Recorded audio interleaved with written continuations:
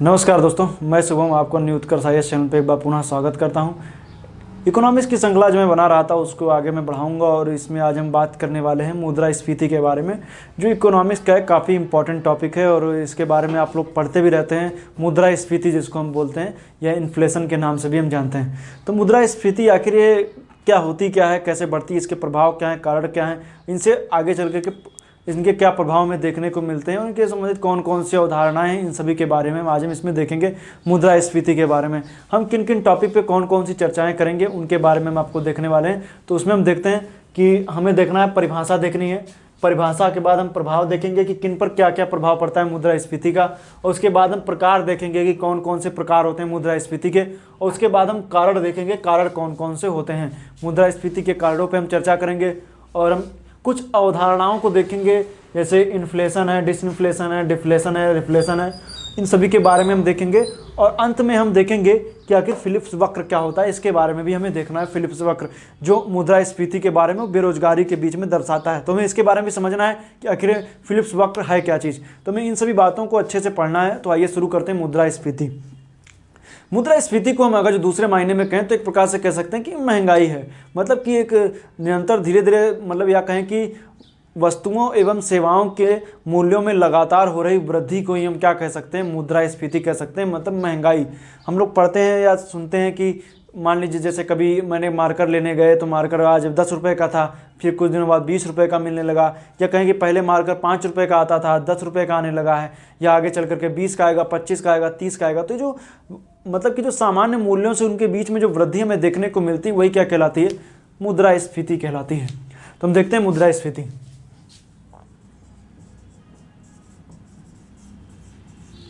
मुद्रास्फीति में और हम दूसरी तरीके से कहें तो एक प्रकार से हम कह सकते हैं कि जो हमारी मुद्रा है उसकी क्रय शक्ति में क्या हो सकती है, गिरावट दर्ज की जाती है। तो क्रय शक्ति में गिरावट आखिर दर्ज कैसे की जाती है, परचेसिंग पावर जिसको कहते हैं, तो उसमें आखिर वो कैसे गिरावट दर्ज की जाती है उसको हम समझते हैं मुद्रास्फीति जिसको हम कहते हैं। देखिए जैसे मान लीजिए आप आपने लेने गए, मान लीजिए 10 रुपये में आपको मिल रहे थे 5 मार्कर मिल रहे थे। 10 रुपये के 5 मार्कर आपको पहले मार्केट में गए लेने के लिए तो आपको 10 रुपये में 5 मार्कर पहले मिलते थे, लेकिन जब अब आप 10 रुपये खर्च कर रहे हैं तो आपको 4 मार्कर ही मिल रहे हैं। पहले 10 रुपये के 5 मार्कर, अब 10 रुपये के 4 मार्कर, मतलब कि आपको रुपए तो 10 खर्च करने पड़ रहे हैं, तो 5 मार्कर मिल रहे थे, अब जब 10 रुपये खर्च करेंगे तो 4 ही मार्कर मिलेंगे। इसका मतलब क्या है, रुपए की जो क्रय शक्ति थी जो 5 मार्कर के बराबर थी, किसके बराबर हो गई, 4 मार्कर के। इसका मतलब ये है कि अब आपको 5 लेने हैं तो रुपए क्या देने पड़ेंगे, कुछ 11-12 रुपये आपको मतलब कुछ ज़्यादा देना पड़ेगा। तो जब ज़्यादा देना पड़ेगा वही क्या कहलाता है, इसमें मुद्रास्फीति है। ये स्फीति मतलब जो महंगाई होगी तभी तो कम मार्कर मिल रहे हैं। अब पहले आप जाते थे 10 रुपये देते तो 1 किलो आलू ले लेते थे, अब आप गए मार्केट में लेने के लिए 10 रुपये दिए तो आपको आधा किलो आलू मिला। तो आप मतलब रुपये आपको 10 ही देने पड़ रहे हैं, लेकिन आपको जो रुपये क्या हो रहे हैं 10 दे रहे हैं, तो कम चीज़ें मिल रही हैं। तो वही क्या होती है, उसकी परचेसिंग पावर घटती, मतलब मुद्रा की जो क्रय शक्ति है वो धीरे धीरे क्या होती है, घट जाती है मुद्रास्फीति के अंतर्गत। तो एक प्रकार से कह सकते हैं कि महंगाई, जिस दूसरे शब्दों में कहें तो उसको महंगाई के नाम से जानते हैं। फिर हम देखेंगे आखिर इसका प्रभाव किस पे पड़ता है। दूसरा टॉपिक मैंने इसमें बताया है कि इसका प्रभाव क्या है। परिभाषा आप समझ गए होंगे, मतलब महंगाई से है वस्तुओं एक सेवाओं में क्या है, मूल्य में वृद्धि क्या कहलाती है, मुद्रास्फीति कहलाती है। फिर प्रभाव में हम देखेंगे तो इस पे प्रभाव निम्न वर्ग पे, व्यापारी पे या सरकार पे आखिर प्रभाव क्या पड़ता है, तो इनके बारे में हम देखेंगे। तो दूसरा टॉपिक इसी के अंतर्गत हमें पढ़ना, प्रभाव, आखिर मुद्रास्फीति के प्रभाव क्या होते हैं, तो उसको हम लोग देखते हैं। प्रभाव देखिए, मैंने लिखा है निम्न वर्ग पे। निम्न वर्ग मतलब किसान वगैरह, मजदूर वगैरह, किसान है, मजदूर है, इन पर क्या प्रभाव पड़ेगा, और व्यापारी वर्ग पे क्या प्रभाव पड़ेगा, और सरकार पर क्या प्रभाव पड़ेगा। मतलब कि मुद्रास्फीति का किसके ऊपर प्रभाव क्या पड़ता है, कौन फायदे में रहता है, कौन नुकसान में रहता है, किसको फायदा हो रहा है, किसको घाटा हो रहा है, इनको हमें देखना है। तो मुद्रास्फीति की जब हम बात करते हैं तो हम सबसे पहले लेते हैं किसान वर्ग या मजदूर वर्ग। छोटे किसान हैं, उनके छोटे मंझेले जो छोटे किसान हैं उनके बारे में देखेंगे। तो दरअसल जब महंगाई बढ़ेगी तो इनकी जो मतलब कि जो डेली दिनचर्या के लिए इनको कुछ पैसे खर्च करने पड़ते थे, तब ये अपना जीवन यापन कर पाते थे। जैसे मान लीजिए रोज़मर्रा की ज़िंदगी में किसी को अपना दाल चावल सब्जी रोटी की सबको व्यवस्था करनी पड़ती है, दैनिक दिनचर्या में कुछ अपने खर्चे सबके होते ही हैं। तो जो दैनिक खर्चे हैं उनको हमें देखना है। तो जब दैनिक खर्चे बढ़ेंगे उस हिसाब से इनकी आय नहीं बढ़ पाती है। लेकिन पहले वो 10 रुपये में 1 केजी चावल ले लेते थे। कौन? किसान वर्ग 10 रुपये में 1 केजी चावल ले लेते थे, लेकिन अब उनके लिए इनको 20 रुपये लेने पड़ रहे हैं। लेकिन इनकी आय में वृद्धि उस तरीके से नहीं हो पाई है। मतलब इनकी आय में जो 10 रुपये था उससे इनकी आय में वृद्धि नहीं हुई। इनकी आय मान लीजिए 12 रुपये हो गई महंगाई के हिसाब से, लेकिन चावल तो 20 रुपये पहुँच गया। जब चावल 20 रुपये पहुँच गया तो इससे क्या होगा? चावल के 20 रुपये के पहुँचने की वजह से सबसे ज़्यादा नुकसान किसका होगा? मतलब किसानों मजदूर वर्ग का होगा। लेकिन अब दूसरे पहलू में हम देखते हैं किसानों का तो घाटा हो रहा है, सीधी बात है। मुद्रास्फीति महंगाई की मार, हम लोग पढ़ते हैं कि जब महंगाई की स्थिति बनती है तो गरीब और गरीब होता चला जाता है, क्योंकि वो जब 10 रुपये के चावल 1 किलो ले रहा था अब उसको 20 रुपये देने पड़ रहे हैं। तो जो 10 रुपये का चावल था, मतलब 20 रुपये जो देता है, तो उसके 10 रुपये एक्स्ट्रा किस में चले जा रहे हैं? चावल खरीदने में उसके 10 रुपये एक्स्ट्रा चले जा रहे हैं। जब 10 रुपये उसके एक्स्ट्रा जाएंगे तो उसकी सीधी बात है कि जो गरीब है वो और गरीब होता चला जाएगा, क्योंकि उसको अपने जीवन यापन के लिए इतनी महंगाई की मार उसके ऊपर इतनी ज़्यादा होती है कि उसको पैसे थोड़े ज़्यादा खर्च करने पड़ते हैं अपनी डेली दिनचर्या चलाने के लिए। तो सीधी बात है कि गरीबों मजदूरों वर्ग के ऊपर क्या होगा? सबसे ज़्यादा नुकसान होगा। लेकिन अब बात आएगी व्यापारी वर्ग की, तो व्यापारी वर्ग के ऊपर क्या प्रभाव पड़ेगा उसको हमें देखना है। व्यापारी वर्ग पे क्या प्रभाव पड़ेगा तो हमें देखना है कि व्यापारी वर्ग पे क्या प्रभाव पड़ेगा। तो व्यापारी वर्ग, सीधी बात है कि मान लीजिए कोई व्यापारी था, वो एक मार्कर बना रहा था। एक व्यापारी है कोई, वो मार्कर बना रहा था। या मान ले जैसे ये एक डायरी है। ये क्या एक डायरी है? इसको कोई डायरी बनाने वाली कंपनी इसको बनाती थी। मान लीजिए कितने रुपए में बनाती थी? 50 रुपये में ये बनाती थी। 50 रुपये में बनाती थी ये डायरी। ये 50 रुपये में मार्केट में डायरी मिल रही। मान लीजिए जैसे डायरी 50 रुपये की मार्केट में मिल रही है। लेकिन जब ये डायरी 50 रुपये की मार्केट में मिल रही है तो, लेकिन जब महंगाई की स्थिति बनी तब ये डायरी कितने में पहुंच गई? 70 रुपये में पहुंच गई। लेकिन जो 50 रुपये की डायरी मार्केट में मिलती थी, इसकी लागत मान लीजिए कितनी आ रही थी? 30 रुपये आ रही थी। 20 रुपये मुनाफा कमा रहे थे। लेकिन मान लीजिए जब डायरी की कीमत 70 रुपये पहुँच गई, डायरी की कीमत कितनी रुपये पहुँच गई? 70 रुपये में पहुँच गई, तो इसकी जो लागत थी वो 40 रुपये पहुँच गई। लेकिन अब वो कितना कमा रहा है? 30 आ रहा है इसका फायदा, क्योंकि जब 30 में थी तो 50 रुपये में बिक रही थी, जब 70 में हुई तो इसकी लागत कितनी? 40 रुपये, तो 30 रुपये का फायदा कमा रहा है। इसका मतलब ये है कि जो डायरी बनाने वाली कंपनी थी उसको कितने का फायदा हो रहा है? उसको पहले 20 रुपये का था, 30 रुपये का हो रहा है। इसका मतलब है कि जब मुद्रास्फीति की कंडीशन बनती है तो व्यापारी वर्ग को उससे क्या होता है? फायदा होता है। क्यों? क्योंकि जिस तरीके से मुद्रा का मूल्य बढ़ जाता है, मुद्रा की मूल्य जब बढ़ जाएगा लेकिन उस हिसाब से उसकी लागत नहीं बढ़ती है और उसका पूरा फायदा क्या होता है? व्यापारी वर्ग को मिल जाता है। तो आप ये बात समझ गए होंगे कि व्यापारी वर्ग को क्या होता है? इससे फायदा होता है। अब सरकार के ऊपर क्या प्रभाव पड़ेगा मुद्रास्फीति से? सरकार इससे कैसे, मतलब इससे क्या करेगी? सरकार के ऊपर इससे क्या दिक्कतें आएंगी? मतलब मुद्रास्फीति के प्रभावों के हम देखेंगे तो सरकार के ऊपर क्या। तो सरकार, सीधी बात है, सरकार का ही अपना सरकार बजट वगैरह लाती है, अपनी परियोजनाएं वगैरह को चलाती है। परियोजनाओं में क्या, परियोजनाएं जब चलाती तो सीधी बात है गरीबों का भी खास ध्यान रखा जाता है। और कई तरीके की, मतलब मान लीजिए जैसे सार्वजनिक वितरण प्रणाली गांव वगैरह में देखिए चावल मिल रहा है और मिट्टी का तेल लोग लेने जाते हैं, शक्कर वगैरह ये सब, चीनी वगैरह सब मिलता है। तो कहने का मतलब है सरकार क्या करती है? उन सभी खर्चों का अपने ऊपर वहन करती है। सीधी बात है, अगर जो आप किसी कोटेदार गाँव में चले जाइए, अगर वहाँ पर आप देखेंगे कि जो मार्केट में मान लीजिए चीनी 40 रुपये में है और कोटेदार उसको कितने में देता है? 10 रुपये में देता है। मैं समझाने की कोशिश कर रहा हूँ, उसको समझिएगा। कोटेदार 10 रुपये में दे रहा है, मार्केट में कितना? 40 रुपये। तो सरकार भी उसको कितने में दे रही है? सरकार भी तो मार्केट से ही तो ले रही है। सरकार 40 रुपये में ले रही है। अब महंगाई हो रही है तो सीधी बात, सरकार के ऊपर 30 रुपये का व्यय आ रहा है। सरकार के ऊपर 30 रुपये एक्स्ट्रा देने पड़ रहे हैं चीनी को खरीदने के लिए। लेकिन इसके बाद अगर जो ये मार्केट में चीनी का मूल्य 60 रुपये में पहुँच जाए तो सीधी बात है मुद्रास्फीति में सरकार 60 में खरीदेगी, लेकिन गरीबों के हित में इसको 10 रुपये में ही देगी। तो सीधी बात है कि जो परियोजनाएं वगैरह चलती हैं उसमें मुद्रास्फीति में सरकार का क्या होता है? घाटा होता है। तो मुद्रास्फीति से किसका फायदा होता है? व्यापारी वर्ग का फायदा होता है, किसान मजदूरों का घाटा होता है और सरकार का भी घाटा होता है। तो ये बात आपको याद रखनी है कि मुद्रास्फीति में फायदा किसका? व्यापारी वर्ग का होता है। सरकार का घाटा होता है क्योंकि यही सरकार ऐसी परियोजनाएं चलाती है जिसमें उनकी लागत मूल्यों में क्या होती है? ज़्यादा पैसे उनको खर्च करने पड़ते हैं तब वो परियोजनाएं चल पाती हैं। तो इससे क्या होता है कि सरकार को भी इससे क्या होता है, नुकसान होता है। तो ये चीज़ आप समझ गए होंगे, प्रभाव क्या होगा। अब हम देखेंगे कि इसके प्रकार क्या है मुद्रास्फीति के। मुद्रास्फीति के प्रकारों को जब हम देखेंगे तो हमें कई प्रकार देखने को मिलते हैं। जैसे इधर लिखा हुआ है रेंगती हुई मुद्रास्फीति, चलती हुई, दौड़ती हुई, कूदती हुई मुद्रास्फीति। ये मतलब एक टर्म्स हैं जिनको हमें समझना है कि चलती हुई रेंगती हुई मुद्रास्फीति ये है कि जिसकी मुद्रास्फीति दर 3% से कम होती। परसेंटेज का मतलब होता है कि अगर जो 100 है, 100 का मतलब कि उसमें 3% की वृद्धि हो जाए, 103 रुपये पहुँच जाए। ये इसको परसेंटेज का मतलब यहाँ पे ये डिसाइड करा, 3% से कम अगर जो है, जब 3% से कम है तो उसको हम बोलते हैं रेंगती हुई मुद्रास्फीति, जो नॉर्मल में विकासशील देशों में हमें देखने को मिलती है। लेकिन दूसरी बात है चलती हुई। चलती हुई 3 से 10% के बीच में अगर जो मुद्रास्फीति, तभी कोई दिक्कत नहीं है। दौड़ती हुई मुद्रास्फीति 10 से 20% घातक है, और कूदती हुई 20 से अधिक अगर जो मुद्रास्फीति, तो उसको हम बोलते हैं कूदती हुई मुद्रास्फीति। वो भी क्या है, घातक तो है ही। इतनी ज़्यादा महंगाई होगी तो फिर सीधी बात है रुपए का कोई मतलब रह नहीं जाएगा। मतलब कि वहाँ की जो किसी देश में अगर इतनी ज़्यादा मुद्रास्फीति हो जाएगी तो रुपए की कोई वैल्यू ही नहीं रह जाएगी। क्योंकि आप जानते होंगे, आप जब रुपए की मूल्य जब घटता है तो उससे प्रभाव क्या होता है, काफ़ी ज़्यादा दिखता है। आप एग्जाम्पल के तौर पर ले लीजिए, आप अभी हाल ही के दिनों में कुछ टाइम पहले वेनेजुएला में कुछ क्राइसिस आई थी पैसे को लेकर के। वहाँ पे बताया जा रहा था कि एक आदमी, वहाँ के लोगों को बाल कटाने तक भी जाने हैं तो उनको क्या करना पड़ा था, मोटी गड्डी लेकर के जानी पड़ती थी, तब भी लोग उनके बाल नहीं काटते थे।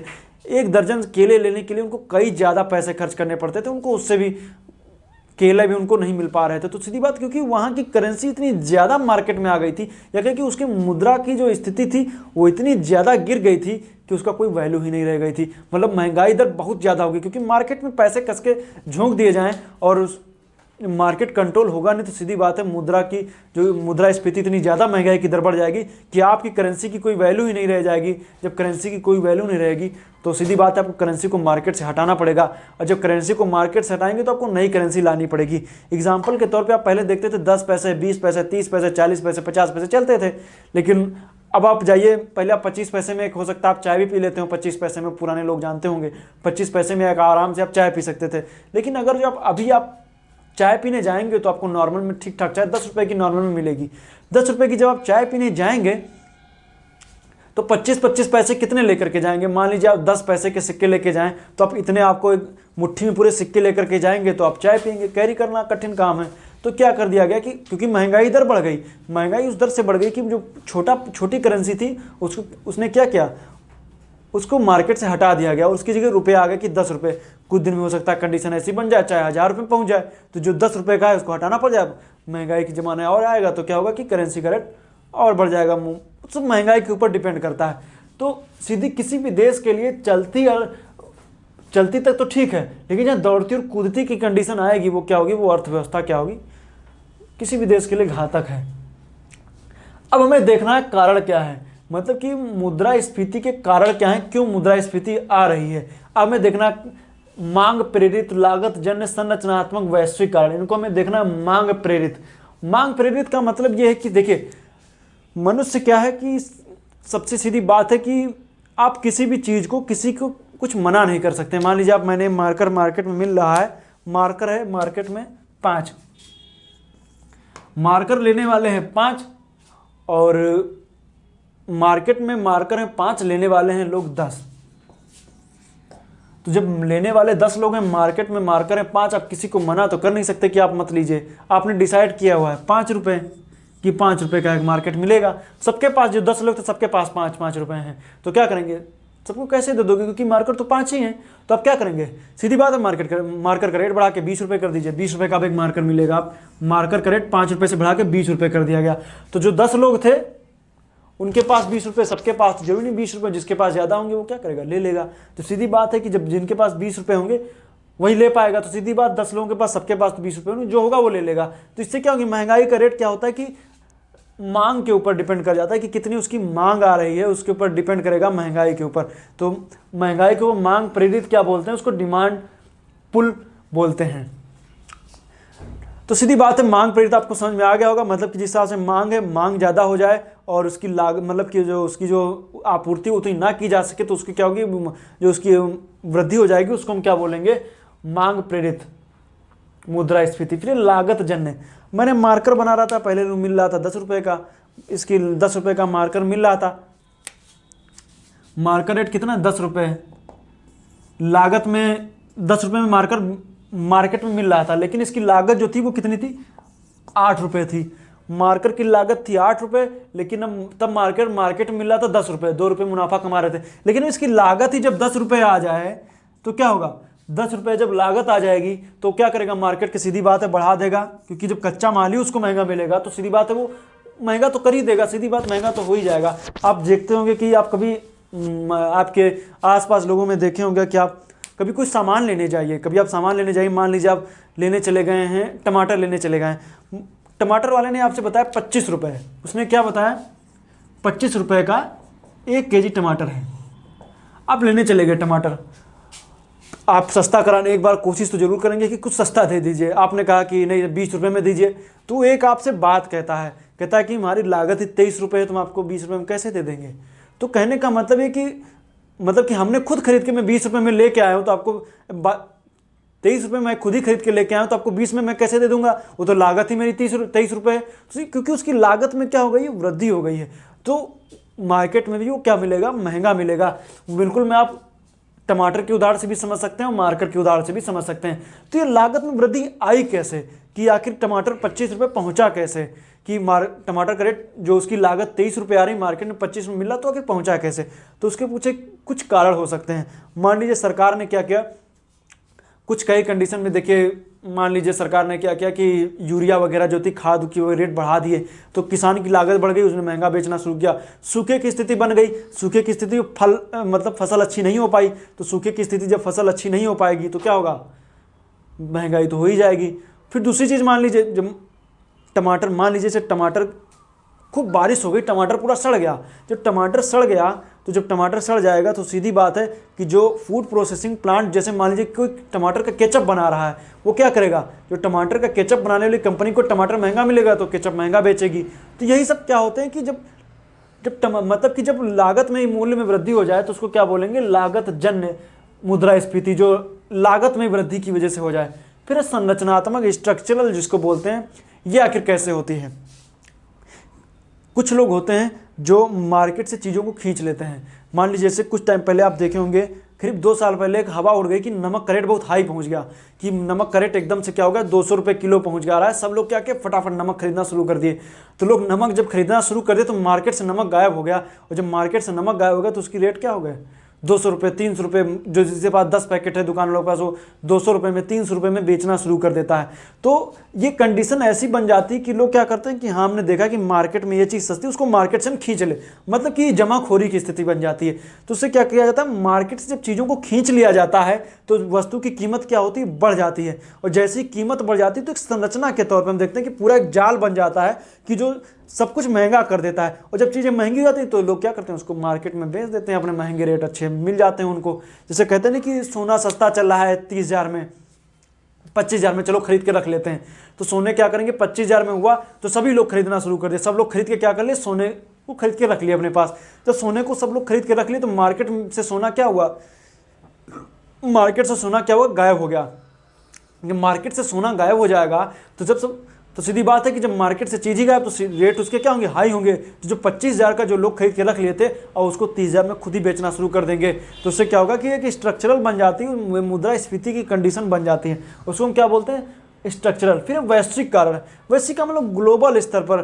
तो ग्लोबल कासेस जो होते हैं उनमें जैसे आप देख लीजिए कि पेट्रोल के दाम हाई हैं, तो पेट्रोल के दाम जब ज़्यादा हो जाते हैं वैश्विक स्तर पे जब आ जाते हैं, जैसे मान लीजिए कभी कभी हो जाता है कि आप पढ़ते होंगे कि इतने बैरल प्रति लीटर, मतलब डॉलर इतने में क्या मिल रहा है कि तेल के रेट पहुंच जाता है, इतने बैरल प्रति डॉलर इतना हो गया, तो ये ज़्यादा हो जाता है। तो क्या होता है कि मुद्रा जब वैश्विक स्तर पर जब मुद्रास्फीति की कंडीशन बनती है, जब पेट्रोल के रेट हाई हो जाते हैं तो क्या होता है कि हर देश में थोड़ी बहुत महंगाई हमें देखने को मिलती है, वैश्विक महंगाई जिसको हम बोलते हैं, या वैश्विक कारण है मुद्रास्फीति के। तो ये वैश्विक कारण है क्योंकि ये सीधी बात है कि पूरी किसी भी देश की अर्थव्यवस्था जो है वो पेट्रोल डीजल पर कहीं ना कहीं तक आश्रित होती है। अगर जो पेट्रोल डीजल के रेट बढ़ते हैं तो हर उद्योग को प्रभावित करता है, चाहे वो किसी तरीके का कोई उद्योग हो। तो जब ये वैश्विक कारण स्थिति में जब पेट्रोल डीजल के रेट बढ़ जाए तो सब कुछ पूरी तरीके से प्रभावित होने लगता है। अब मिश्र संबंधित कुछ अवधारणाओं को देखेंगे। मुद्रास्फीति की है, मुद्रा अपस्फीति, मुद्रा अविस्फीति, मुद्रा संस्फीति के बारे में हम देख लेते हैं कि आखिर ये क्या है। तो ये देखते हैं उसको। आइए देखते हैं उसको।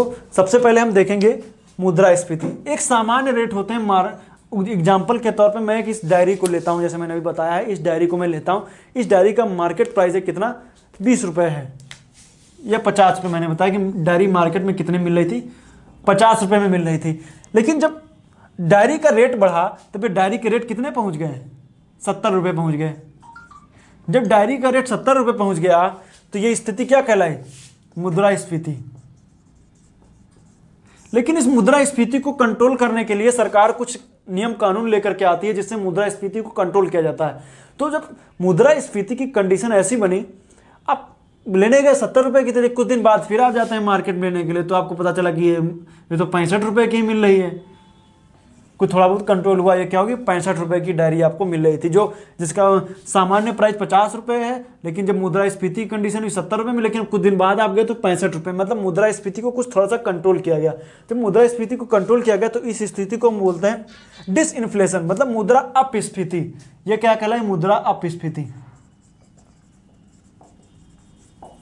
मुद्रा अपस्फीति की स्थिति बनी। इसके बाद जब हम देखेंगे, आप फिर एक बार कभी मार्केट में गए लेने के लिए तो पता चला कि जो किताब थी वो, मतलब जो ये डायरी थी वो मिलने लगी 30 रुपये की। जब डायरी 30 रुपये की मिलने लगी तो इस कंडीशन को बोला गया मुद्रा अवस्फीति। अब का मतलब कि नीचे की तरफ, मतलब कि अपने बेस प्राइस से थोड़ा सा नीचे चल रहा है, सामान्य स्तर से भी नीचे चली गई। मतलब महंगाई क्या हुई, महंगाई ना के बराबर और सस्ती कंडीशन बन गई। तो इसमें क्या होगा, डायरी का रेट 30 रुपये पहुंच गया। फिर सरकार इसको कंट्रोल करने की कोशिश करेगी और सामान्य रेट पे लाने की कोशिश करेगी। फिर आप एक बार गए डायरी लेने के लिए तो डायरी का रेट मिला 40 रुपये। मतलब कि 30 से तो ज़्यादा है, लेकिन 50 से भी अभी भी कम है, मतलब सामान्य प्राइस से थोड़ी सी भी कम है। जो 40 रुपये की जो डायरी मिल रही थी इसको बोला गया रिफ्लेशन, मतलब मुद्रा संस्फीति। मुद्रा संस्फीति तो इसको बोल दिया गया। तो ये क्या कहला है, रिफ्लेशन। तो इन चीज़ों को याद रखना है। यही सब क्या है, इनकी कुछ अवधारणाएं हैं, इनको आपको दिमाग में रखना है। फिर हम आइए बात करते हैं, ये काफ़ी इंपॉर्टेंट है। न्यूजीलैंड के वैज्ञानिक हैं जो बताया फिलिप्स वक्र, जो बेरोजगारी और मुद्रास्फीति को आपस में कुछ संबंध को दर्शाने की कोशिश करते हैं। न्यूजीलैंड के वैज्ञानिक हैं फिलिप्स। इनके बारे में थोड़ा सा हम समझते हैं कि आखिर ये कहना क्या चाह रहे थे।